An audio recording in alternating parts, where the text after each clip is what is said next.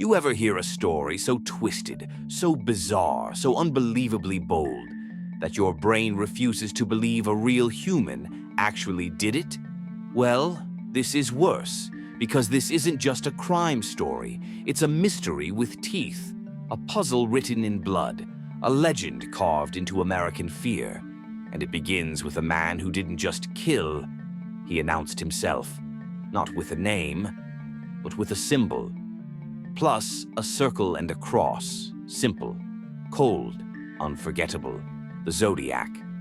California nights used to feel dreamy. Moonlight over calm waters, young couples parked by the lake, radios humming soft rock. Nothing dangerous, nothing alarming. But predators don't hunt in chaos. They hunt in peace, when the world lets its guard down. And somewhere out there in that quiet dark, a shape moved. Slow, deliberate, shadow blending with shadow. A man whose footsteps had no hurry, whose breathing never shook, whose intentions were sharp as metal. And when he struck, it was clean, efficient, too calm to feel human. But the real shock began after the violence, because most killers run, hide, disappear. This one, he pulled up a chair, grabbed a pen, and introduced himself to the world. Newspapers opened envelopes like they were lifting the lid on something poisonous. Inside, handwritten confession letters, so confident, so smug, you could feel the arrogance dripping off every line. He didn't just say he killed, he explained how. He boasted, he mocked, he teased, he even gave instructions. Print my letter on the front page or I'll do it again. Reporters stared at that message and felt their blood run cold. They weren't dealing with a desperate criminal. They were dealing with someone who thought this was a performance, someone who enjoyed the spotlight more than the murders themselves. And just when everyone tried to absorb the shock, he added a cipher. A coded message that looked like it came from a mathematician who lost his mind halfway through a crossword puzzle. Symbols, shapes, scrambled letters, a map to a brain nobody understood. He challenged the entire state. Decode this, if you can. Imagine being a detective reading that. Your jaw clenched, your hands shaking just enough to feel it. Because the killer isn't scared of you. He's playing with you. And the worst part? He signs it. Yours truly, the Zodiac. Fear is contagious, and this case spread like wildfire. Radio hosts debated suspects live on air. Neighbors whispered theories over fences. Kids dared each other to draw the Zodiac symbol in the dirt. America had seen killers before, but not like this. This man wasn't hiding in the dark. He was writing letters to the police. He was teasing investigators. He was flirting with fame. He didn't just want to get away with murder. He wanted to become a celebrity for it. Picture the detectives, smoky rooms, stacks of files, coffee cups that hadn't been washed in days, a giant board with names, dates, sketches, circles, question marks. Every cop in California wanted the Zodiac. Every one of them felt seconds away from cracking him. And every time they got close, a new letter arrived, a new puzzle, a new twist. The killer stayed miles ahead, as if he could see them moving in real time. Some investigators swore he read every newspaper. Others believed he sat in cafes listening to people discuss the case, smiling quietly behind his glasses. Because Zodiac didn't just kill bodies, he killed certainty. The ciphers became a national obsession. Teachers brought them to class. Families spread them across dinner tables. Newspapers printed enlarged versions so the entire country could help. But think about that for a moment. A killer's message sitting on breakfast tables across America, right next to cereal bowls and morning coffee. No crime had ever done that. He blurred the line between everyday life and nightmare. He made ordinary people feel responsible for catching him, and deep down, maybe that's exactly what he wanted. But the darkest part of the story wasn't the murders, it wasn't even the taunts. It was the personality hiding behind the pen. His voice in the letters was chilling, cold but playful, boastful but precise, detached but disturbingly entertained. It read like someone who didn't see humans as humans, just pieces on a board. He ranked himself above everyone, police, victims, society, like he was a narrator of a horror story he controlled. To him, the world was a puzzle he had already solved, and everyone else was too slow to catch up. Suspects piled up. Every man with dark-rimmed glasses became suspicious. Every odd neighbor, every quiet co-worker. People reported their own relatives, their friends, their exes, and each suspect felt like the right one, until suddenly he wasn't. Handwriting didn't match, alibis checked out, timelines broke apart. The Zodiac case became a graveyard of theories, each one convincing, each one wrong. The deeper investigators dug, the darker the tunnel became, and no light ever appeared at the end. Years passed, yet Zodiac's shadow refused to fade. Even when the attacks stopped, the fear didn't. People still checked their mirrors twice at night, still watched the news hoping for a breakthrough, still wondered if the man in the grocery store line could be him. Because how do you move on from a monster you never caught? You don't. You just grow around the fear. And just when America thought the story was over, one more letter would surface. A new cipher would appear. A new theory would blow up. A new suspect would trend. The Zodiac didn't need to kill again. His words kept the terror alive for him. He created a mystery so big, so twisted, so layered, that even decades later, people are still chasing the ghost he left behind. Before you dive in, take a breath. Because this part of the story isn't about what the Zodiac did, it's about what he became. A presence, a myth, a ghost that outlived the man who created him. And this second half goes deeper into that shadow, into the theories, the suspects, the paranoia, the cold trails, and the one thing nobody wants to admit.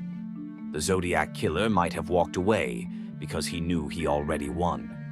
Chaos doesn't last forever, but fear roots itself like poison ivy. Once it gets under the skin, it stays.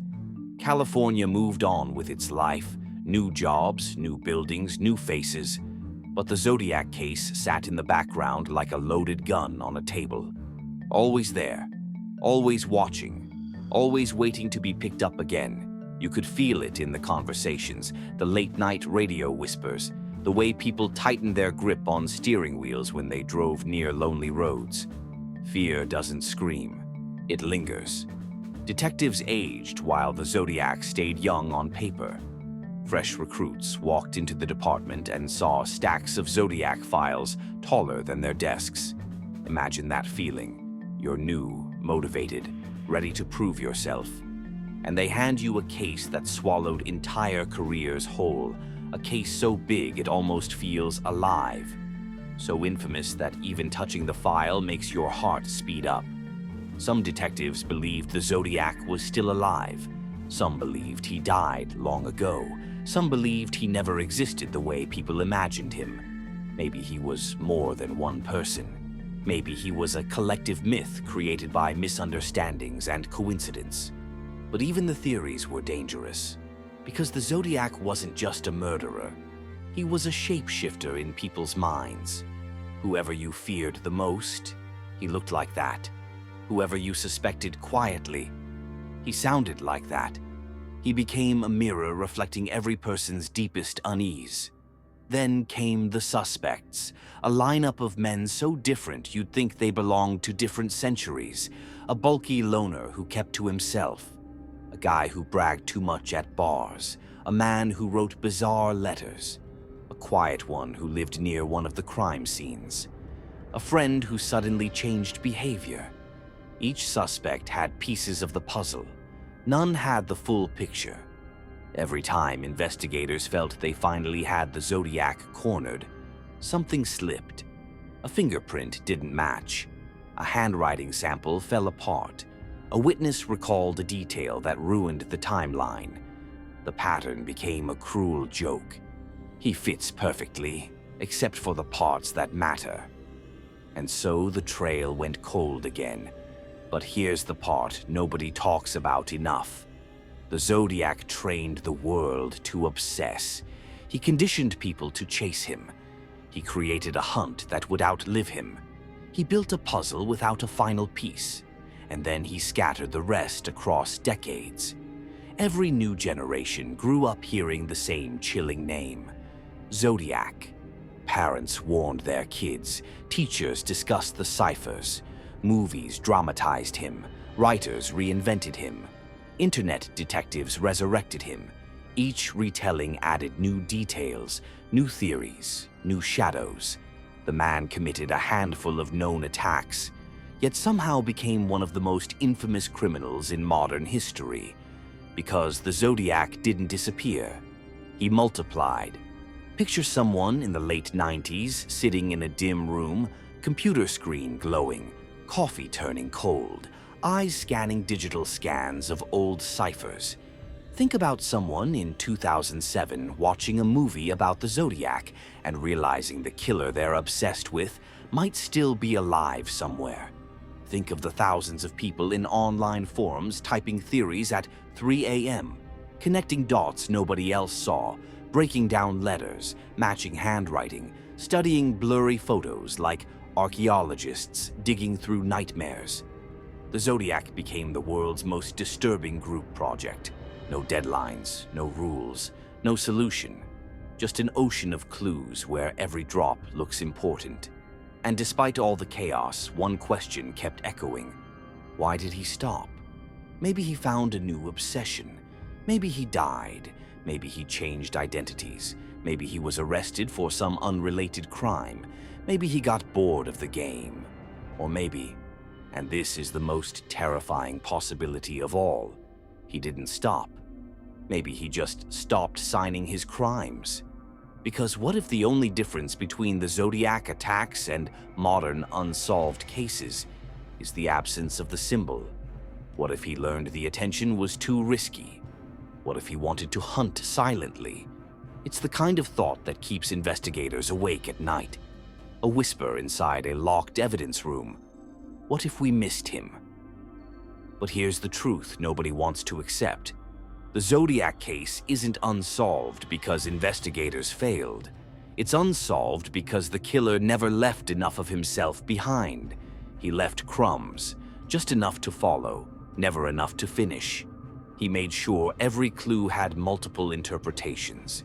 He made sure every theory created new questions. He made sure the ciphers were solvable, but only in pieces. The Zodiac didn't want to be caught. He wanted to be chased, and he succeeded. Decades later, new technologies brought hope. DNA tests, digital enhancements, modern profiling. Cold case detectives reopened files with fresh determination. Old evidence was re-examined, new suspects surfaced, new comparisons were made. But the Zodiac had played his cards too well. The trail wasn't just cold, it was frozen in time. Witness statements faded, physical evidence degraded. People involved had passed away. The killer had escaped not by running, but by letting time erase his footprints. And then, a twist. Ordinary citizens, not law enforcement, solved one of his biggest unsolved ciphers decades after it was written. A teacher, a software developer, and a coder, 3 strangers from different countries, decoding a message written by a killer from a past era. Imagine Zodiac somewhere out there, much older, maybe frail, maybe anonymous now, hearing the news that his cipher was finally cracked. Imagine him realizing his words still mattered, still traveled across screens, still rattled hearts. He got the immortality he carved into every letter. But the ending? There is none. No arrest, no courtroom, no confession, no unmasking. Just a symbol, just a set of letters, just a shadow stretching across decades. The Zodiac Killer walked into history the way he walked into his crimes. Quietly, confidently, Like he already knew nobody could touch him.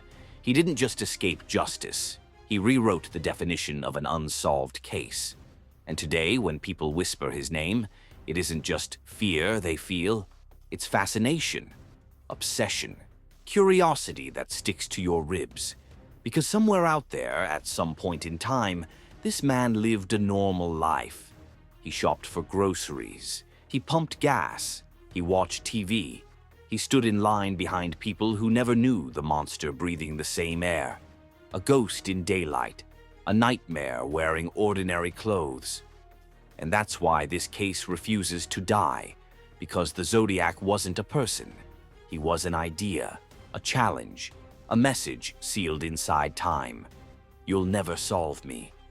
Every generation hears that message and takes it personally. And maybe one day someone will finally find the missing piece, connect the last dot, unmask the face behind the letters. But until that day arrives, the circle with the cross remains open, and the story of the Zodiac Killer remains one chilling step away from the truth.